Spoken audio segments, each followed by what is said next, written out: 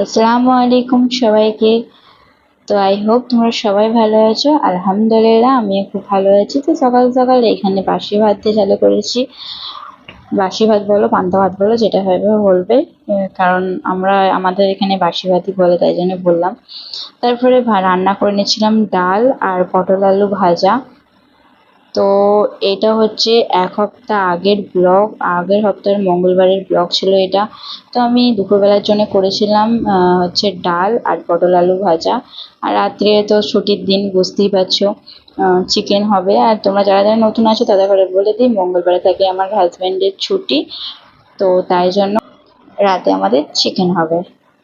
তো দেখো দুপুরে খাওয়া দাওয়াটা কমপ্লিট করে নিই, কমপ্লিট করে সে চলে গিয়েছিলো কাজে। তারপরে আমি ঘরে বসেছিলাম, তারপরে সে সন্ধ্যে সন্ধ্যে চলে এসেছিলো।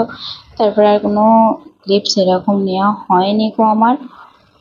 জানো তো আজকে সন্ধ্যাবেলায় কি নাস্তা করবো ভেবে পাচ্ছিলাম না।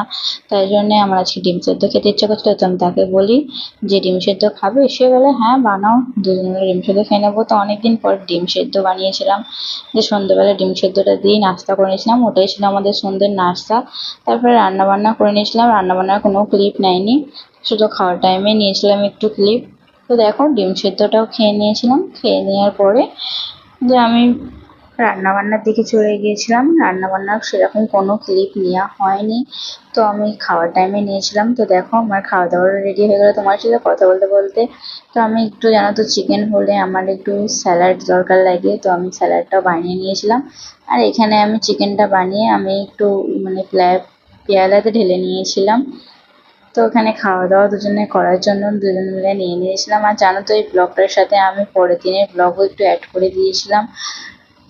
তো এখানে খাওয়া দাওয়া কমপ্লিট করার পরে তারপরের দিনকে দুপুরবেলায় আমি খাওয়া দাওয়া করেছি, সেটার ক্লিপ আর নেওয়া হয়নি। তো সেটা ক্লিপ না নিয়ে আমার হয়ে গেছে, আমি কারণ ব্লগ ঠিকঠাক করছি না, এই কারণের জন্য আমার ক্লিপ ঠিকঠাক নেওয়া হচ্ছে না।